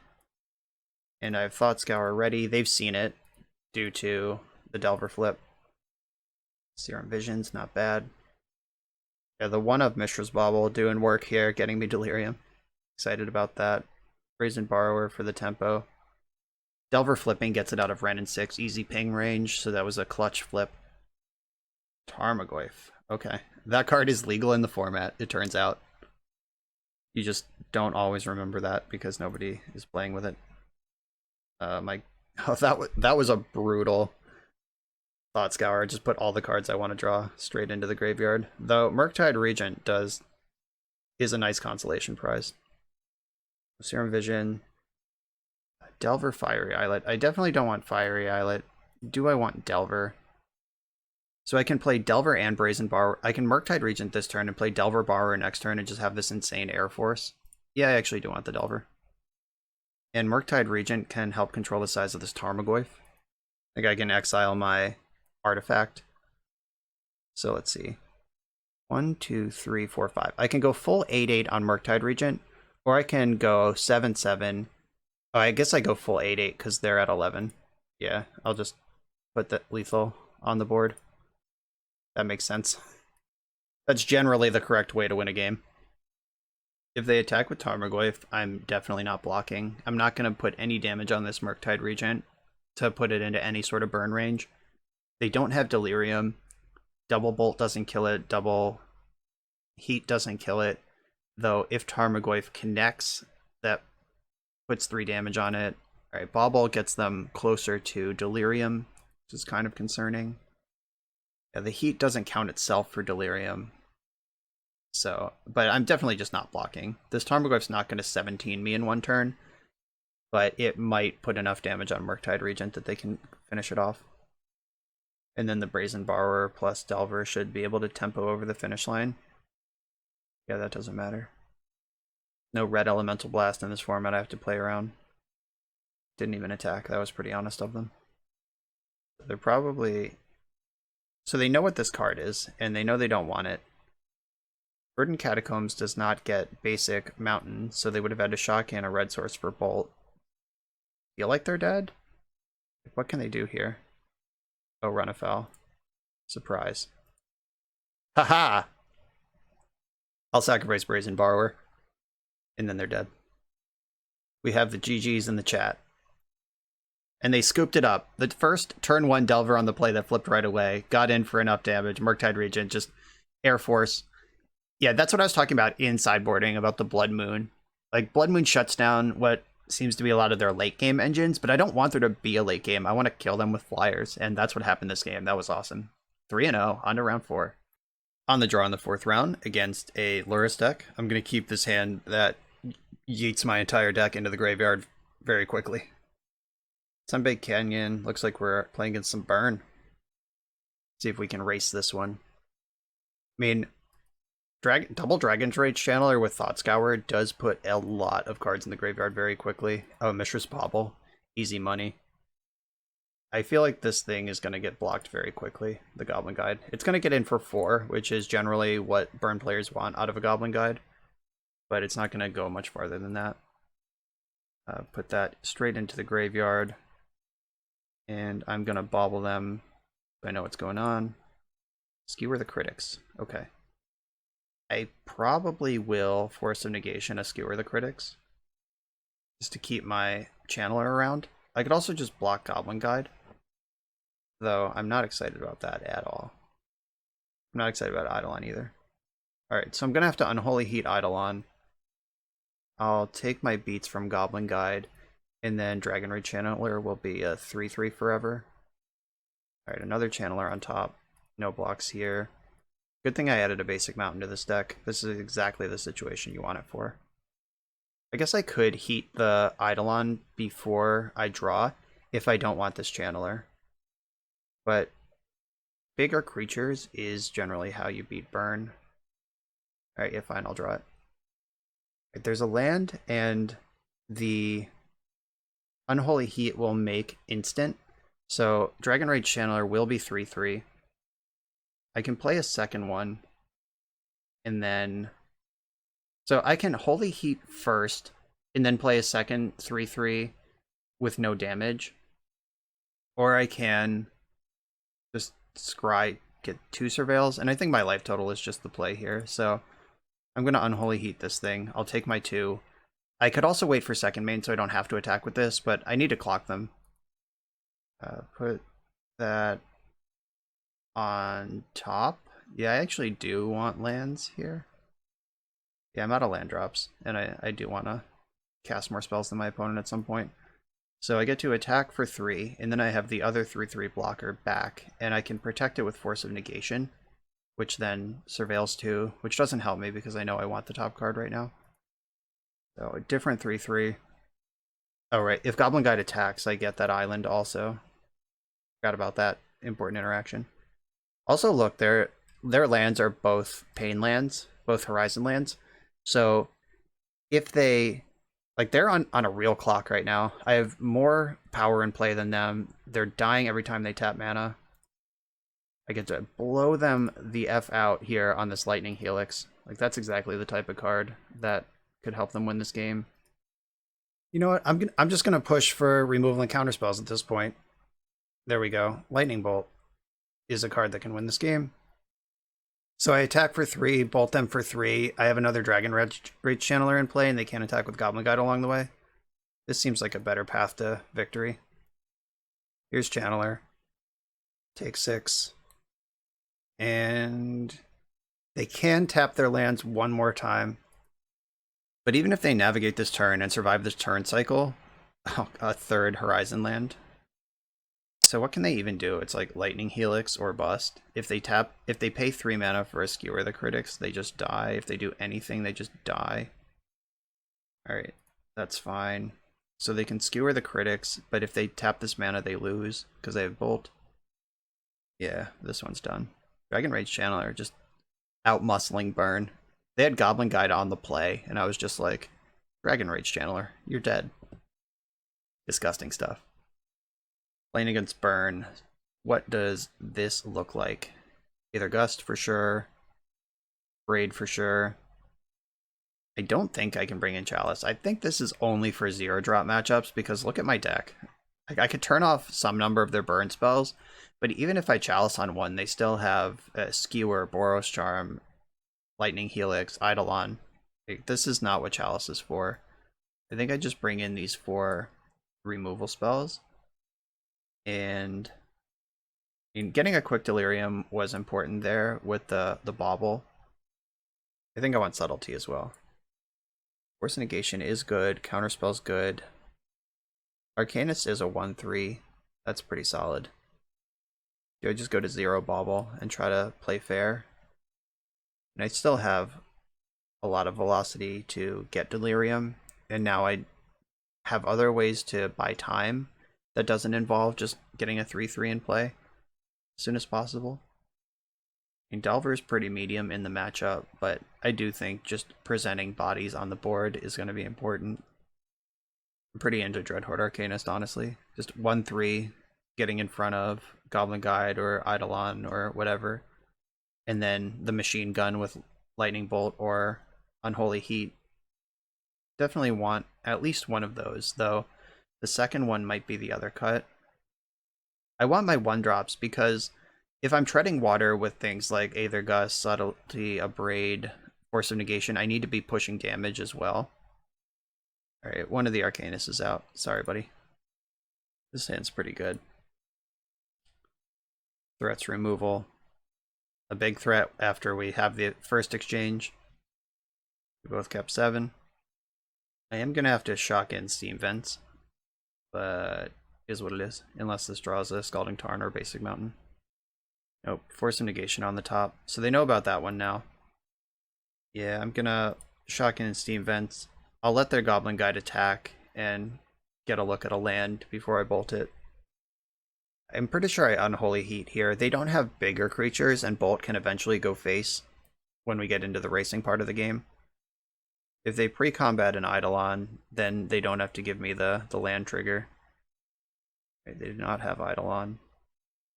Goblin Guide, help me out here. Did not guide me. I'm going to heat the guide. The next turn I can Delver plus Bolt the Swift Spear. I have to get basic Island here to save damage. Not going to fetch shock again. I'm going to Bolt Swift Spear first, because if they cast a bunch of spells to save it with Prowess, I don't want them to be able to point a bolt at Delver while they do that. Okay, they have 5 cards in hand. I'm at 14. They have no creatures on the board. Eidolon is kind of risky if they just jam Eidolon, because Delver can clock it and Murktide Regent costs 1 million. Can't interact with that. Eidolon is no longer risky. now they're good if that's what they have. But they left a mana unspent last turn. I feel like they would have Eidoloned rather than just do nothing with a mana for an entire turn cycle as a burn deck. And they do know about this force. So Helix targeting my dome. Alright, they're trying to race. And I'll take it. Because I'm also trying to race. And Delver in play is worth more, I think, than... I don't even know what I'm trying to say right now. Okay, another Force Negation on top. Do I want to draw that, or do I want to Thought Scour it? Hold up Counterspell for a turn. Yeah, I'm drawing it. I think I should Thought Scour myself. Try to hit a land to get Murktide Regent into play right now. Because I still have the forces. Though I can't force a creature. Maybe I should not attack with Delver. Just let Monastery Swiftspear and Delver interact in combat. And then feed the system with Murktide Regent next turn. Like, I could Thought Scour now. No, I think holding up actual Counterspell to try to protect my Delver to neutralize this Swiftspear makes sense. I'm very comfortable with the trade here.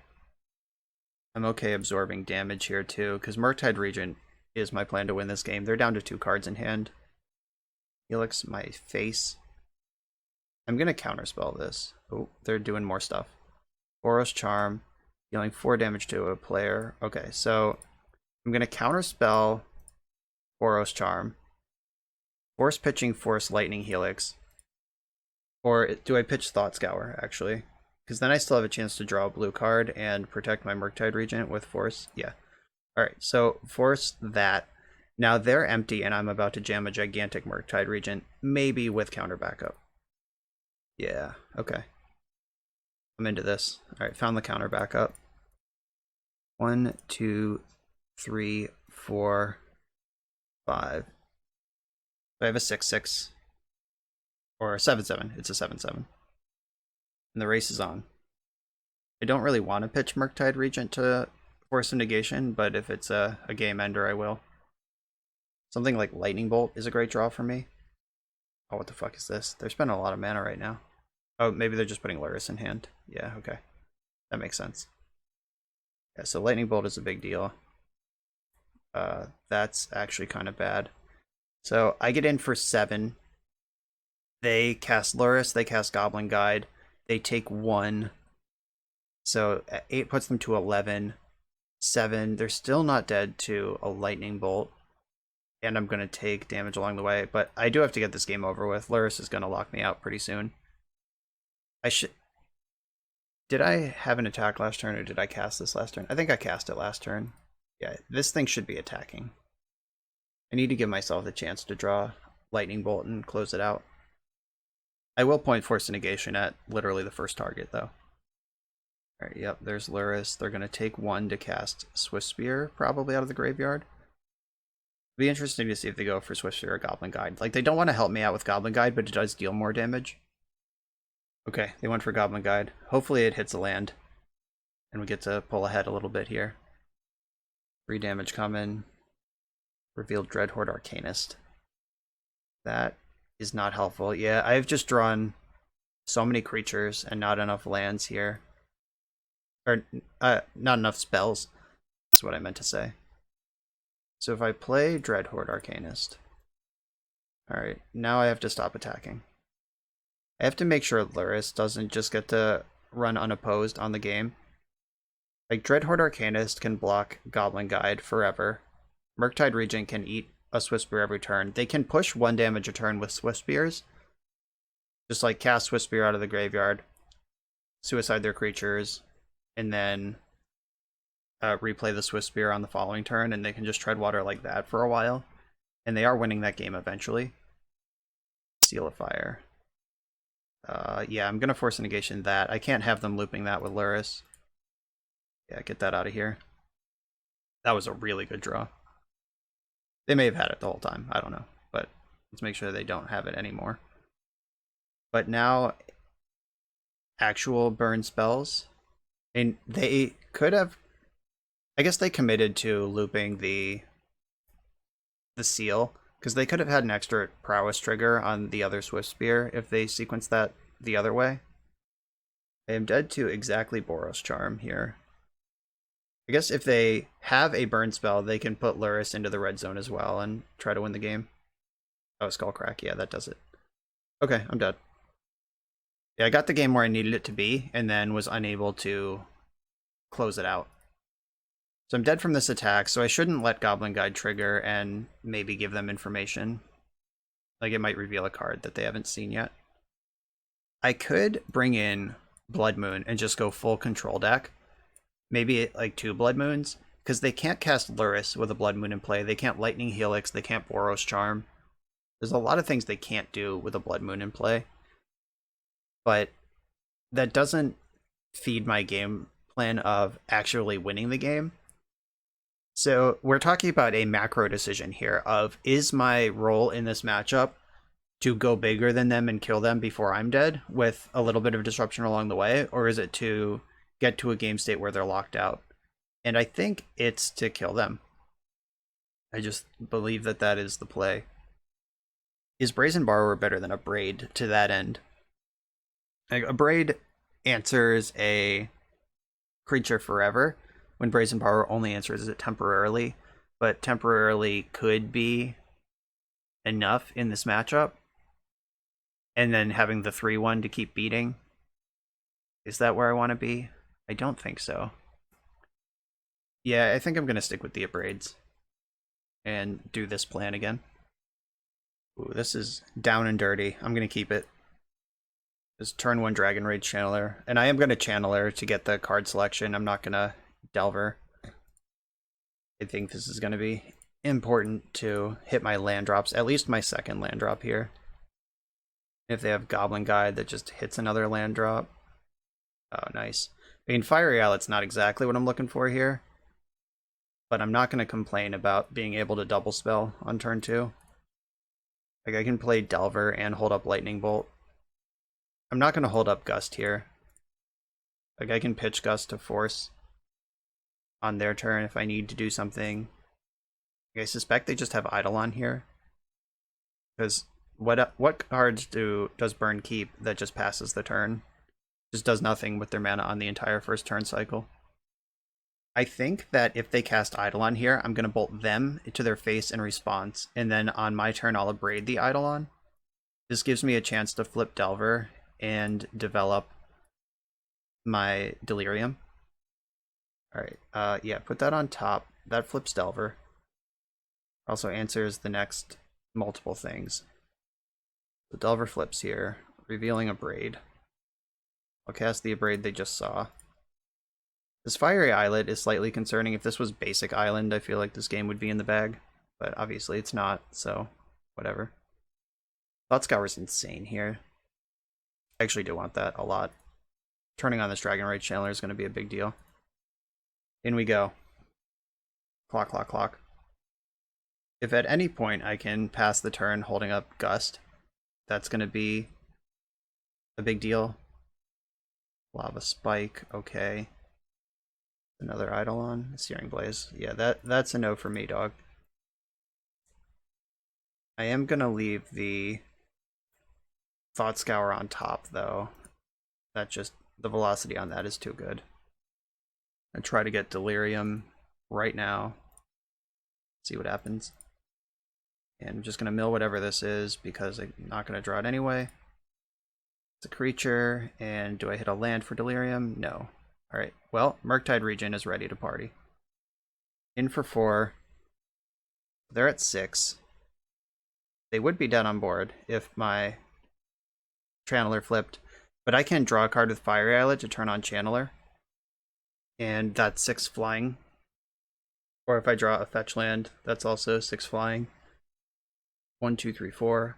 And they have 4 cards in hand. So if we're following the philosophy of Fire, and we think that every card in their hand is worth 3 damage, they could actually kill me. Now, if they just go like, you know, Spike, Spike, Skewer, Bolt, or like Swift Spear, Spike, Skewer, Bolt, I am technically in the range of reasonably getting burnt out here. Alright, yeah, that's rough. So my lethal is off the board. I'm at 6. Yeah, I could definitely lose this race, and tapping Fiery Islet 3 times is going to be the difference between winning and losing this game. There's a good chance that that is how this game shakes out. Ooh, they didn't attack. I like that. So I can abrade the Swift Spear, try to mill, or I can just commit to you're dead next turn, here's my 8/8.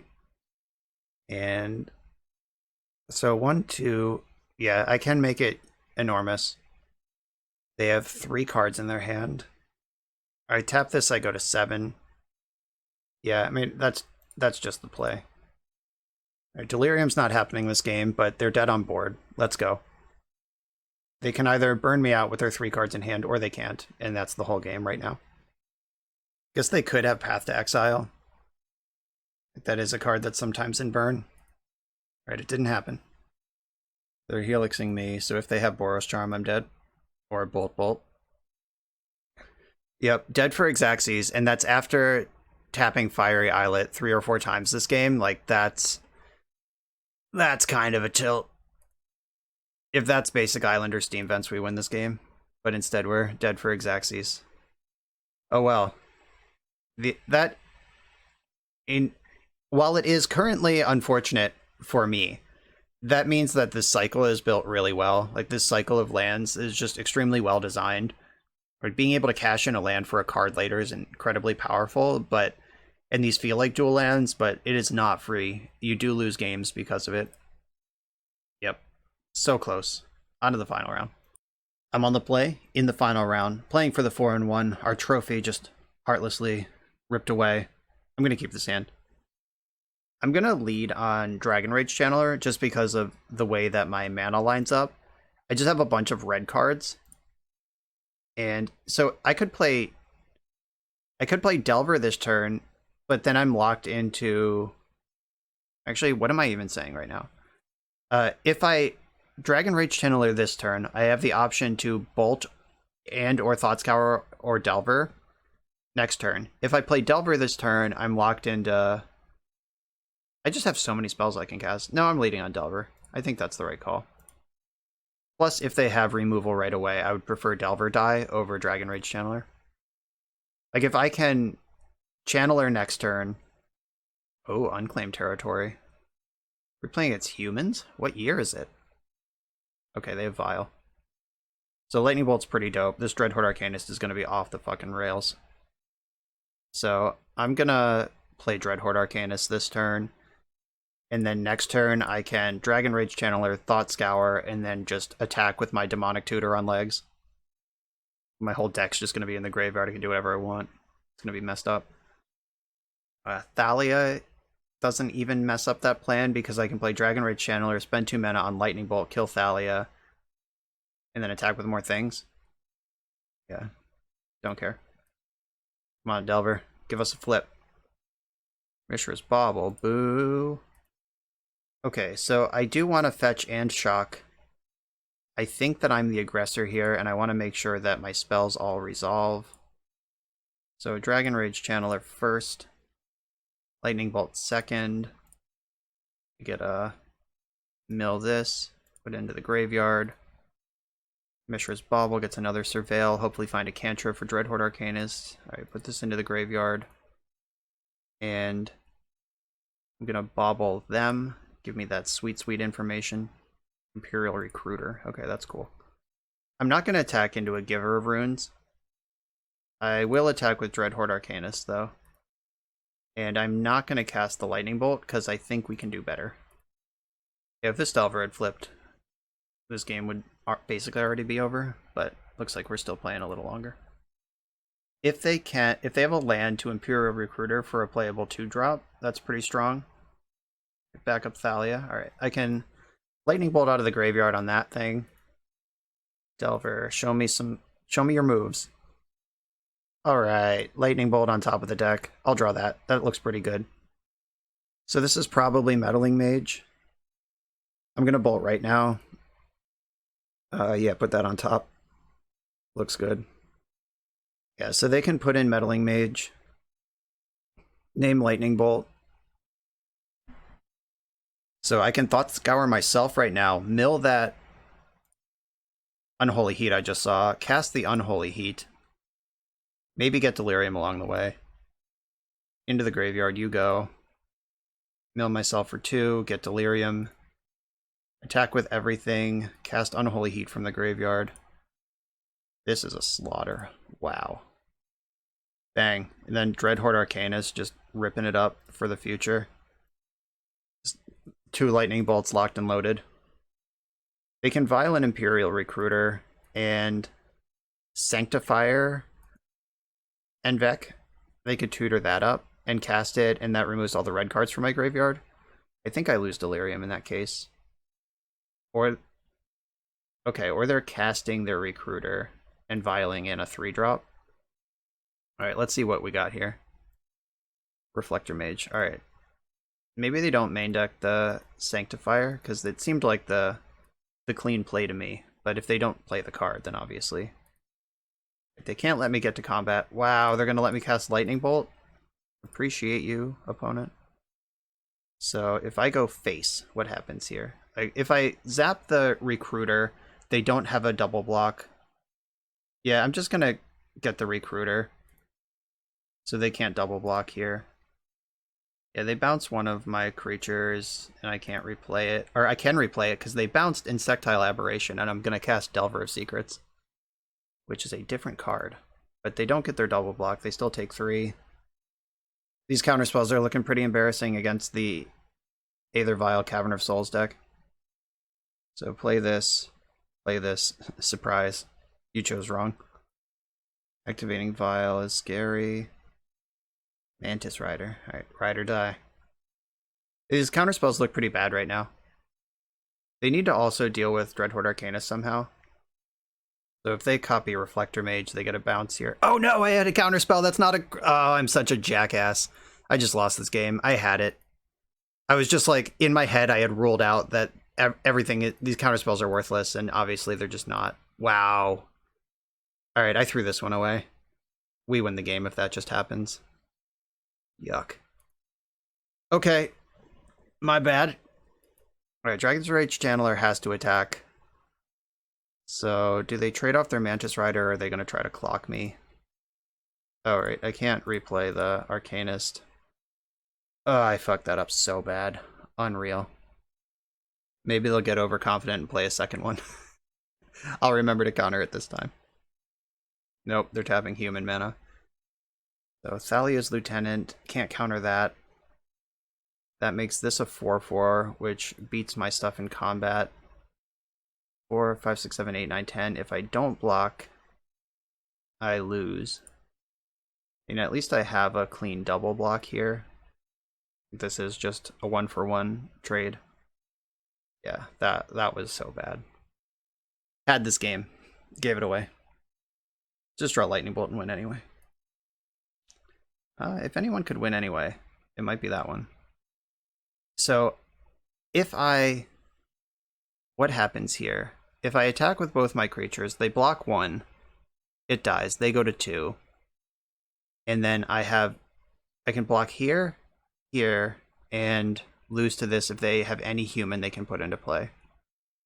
I can also Murktide Regent, try to lose Delirium so these aren't attacking. Can I remove Delirium? So sorcery, I have 5 cards. If I exile creature, sorcery, artifact, or just sorcery artifact, then Dreadhorde Arcanist gets to play next turn. Alright, I think I have to make this move. I have to leave Lightning Bolt in the graveyard for Dreadhorde Arcanist, so I have to get rid of sorcery, or sorcery artifact. And I want to be on the edge of Delirium, but not actually have it. So that gets me down to 3 card types. So now I have blockers. Alright, I'm working too hard because I fucked up, but let's do this thing. Let's hope their hand is just blank at this point. Alright, we're going into combat. Ah, and they're passing the turn. All right, let's get Delirium back on and win the game. All right, so if I can get into combat, get into declare attackers. Okay, so here is the game we're playing. I have 3 card types in the graveyard. Maybe I should have made this a 5/5 and left an instant there. Like I get 2 triggers off of my Arcanist. If I get Delirium and these take to the skies, things get a lot better for me. They have to block here. I have this dead to bolt. I think I attack with one of the... Yeah, I attack with one of the channelers, and I bolt the Reflector Mage thing. The thing that dies to bolt outright. Oh, and I can counterspell my bolt because it doesn't have to resolve. Alright. Something's coming together here. I should have attacked with the other Murktide, or the other channeler. I forgot about being able to counter my own bolt. Alright. Sorcery in the graveyard. Instant on top because I'm about to counterspell my bolt anyway. Yeah, I messed this up. I had a better play. I forgot that I could counter my own bolt and make this easy. Yeah, I just want this card on top because it's really good. If there is another turn to this game, it's going to win it for me. Yeah, if I attack with everything, I win the game. They have to block. They go to 1. Disappointing. Alright, I've made 1 catastrophic punt and 1 sort of that was weird punt. If they have exactly Reflector Mage, I lose. If they have the Mantis Rider, I lose. If they have Imperial Recruiter, I lose. Damn it. Yep, I fucked this game up twice. Okay, you win. Oh, that sucks. That game was mine to win. I threw it away once, found another line. The thing that I missed the second time around was the Lightning Bolt doesn't have to resolve play. I could have easily got Delirium with the 4 triggers. Ugh. Okay. Shake it off. Let's go. So, Abrade is good. Engineered Explosives is good. And most of their things are 2 drops. But do I think I'm going to have to clear en masse or just buy space where it matters? Force Negation is just a stone brick here. Counterspell is also really bad. Would have been pretty good that game in that one spot, but not good enough. So Brazen Borrower, Subtlety gets around Cavern. Blood Moon is pretty good if I think that the game is going to be about that, but I'm not convinced that it is. Aether Gust hits Mantis Rider, but I don't think that matters. Yeah, I think my job is to just kill all their creatures and kill them. Maybe Engineered Explosives is part of that plan. Though, I have room for like a fun of Engineered Explosives or a fun of Blood Moon, and what do I think is going to be better? I think I want the Blood Moon on the play, and I'll consider Engineered Explosives on the draw. Alright, shake it off, play tight. Let's get this bread. Okay, I have the Dreadhorde Arcanist, I have a removal spell, I have a threat. Let's do it. On the play. Should probably expect Sanctifiers out of them, so my graveyard isn't going to be super reliable. And I am just going to fetch Steam Vents here, get my mana set up. There's only 1 Blood Moon in the deck, and I can function on red mana. I can still get a basic island if I need to, but I just want to be set up, ready to go here. Turn 1 Champion's pretty strong. Dragon Rage Channeler, that's a good card to have. And we're just going full damage from my land Steam Vents mode. So play... Do I want to play my DRC? Or do I want to play Arcanist and get that set up for next turn? It's actually... Actually, I don't even think it's close. I think it's just easily Arcanist. I'm not going to offer a trade with Champion of the Parish. I have 1,000 ways to deal with that thing. And my Delver is a difficult threat for them to answer. Okay, they do have Sanctifier. That makes Arcanist a whole lot worse. Fiery Islet, do not reveal that. So how does this work? I can eventually Brazen Borrower the Sanctifier. But yeah, I think I just Dragon Rage Channeler. Unholy Heat the champion while I still can. Get my card selection while it's still available. Yeah, put that in the graveyard. I'm trying to flip the Delver I have, not draw another 1/1 creature right now. Noble Hierarch, you got it. Lieutenant, sure. They can attack for 4 here, or just not do anything. I get to look with Delver. Mishra's Bauble. Don't reveal this card. Draw it. Bauble. Trigger. Ooh. It's a shame that they have all of these, this Noble Hierarch at this point, and their basic land. Bummer. Okay, do I actually want this card? No. I mean, it gets exiled, unfortunately. But showing it to them in this game, too, where it doesn't matter, might make them think about it for game 3, where it might matter. I'm going to get a look at the top of their deck. Imperial Recruiter. That's a good card. 1, 2, 3, 4, 5, 6, 7. I can just play a 3/3 Murktide Regent, and that doesn't sound bad, honestly. If a black or red permanent spell or card we put in... Alright, so that is a replacement effect. I could also Brazen Borrower the Sanctifier, try to give myself a turn of development, but they can just replay it, so that doesn't actually do anything that I want it to. It might, though. So if they spend a turn casting Imperial Recruiter, and then I borrow their Sanctifier in the end step, I get a trigger with Dragon Rage Channeler that if it finds a burn spell, makes a window to burn them, shoot the Hierarch, shoot the Lieutenant, and pull ahead a little bit, flip the Delver. And the Brazen Borrower just as a 3/1 flying is part of the game too. Yeah, this Sanctifier is just stone breaking me, which is not a surprise because I care deeply about my red creatures, or my red cards and my cards in the graveyard. There's that Recruiter we saw. What's the play? Do they get a Mantis Rider? Do they try to beef up the squad with a backup Lieutenant? Do they get a backup Sanctifier? Okay, they're trying to add to the board now. That makes some sense. I'll buy it. Okay, so they've used all their mana for the turn, so I can Brazen Borrow this now. The Sanctifier. Yes, put that card in my graveyard. I'm trying to flip Delver here and find a burn spell in the small window where I can do that. I'm not going to give them a triple block on that. Take it away. Show me Lightning Bolt. Come on now, Delver. Show me Lightning Bolt. Subtlety. Come on, man. Not what I wanted. Alright, Mishra's Bauble can mill a burn spell now.